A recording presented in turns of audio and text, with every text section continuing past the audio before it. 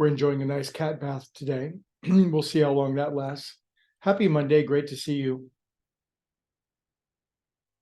The purpose of the talk this week, the overall topic in today's individual message is to jog our memory and remind us the fullness of who we are.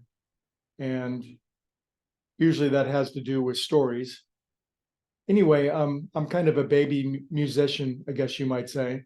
I've been playing 3 different musical instruments for coming up on a year, and definitely still in the baby status, but moving along.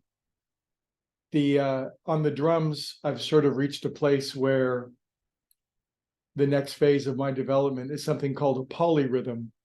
If you're a musician, you know what that is, or probably know. Maybe you know anyway, but a polyrhythm is one hand is playing 3 and the other hand is playing 2. The most simple one, or 4 and 3. Now, this goes on to levels of complexity that are mind-boggling. There are guys on YouTube who can play 13 on one hand and 7 on the other immediately. It's just they've trained their nervous system so that this hand will do one and this hand will do the other. In other words, and now for me, that I just started that a couple of days ago, and it's been staggeringly difficult, but I kind of had a breakthrough the other night, and I was definitely doing 4 with one hand and 3 with the other, and I was doing it to a metronome, and I was doing it under the watchful eye of my very cruel friends who know how to play the drums, who said, yes, we approve, that's it. I didn't get much else approval other than that, but it sufficed. Anyway, where am I going in my remaining 3 minutes? It's easy to feel like we're separate, isn't it? It's easy to feel like we are apart from the universe, that we're individualized dollops of meat spread throughout a very random universe, and that I'm me, you're you. And if there's one thing that I'm not you and you're not me, for sure, that's not the case. And yet every spiritual master has said, in effect, that I am you and you are me and we are all together, to quote John Lennon, who clearly tapped into that vibe. But our experience is that we are not one. Our experience is that we are separate. And the more that feeling of separation amplifies in our experience, generally, the more the feeling of separation or disconnection hurts. It becomes miserable to not feel our sense of being one with the universe. But we are very much one with the universe. But if it's not in our experience, what difference does it make? There's a great saying in Latin. It's printed on all of our coins. It says, e pluribus unum. It means from the one, many. Now, that's us.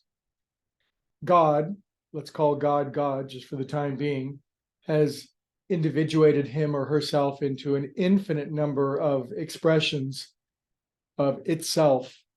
And each extension of itself has a unique angle on reality. Isn't that a brilliant thing for infinite consciousness to do?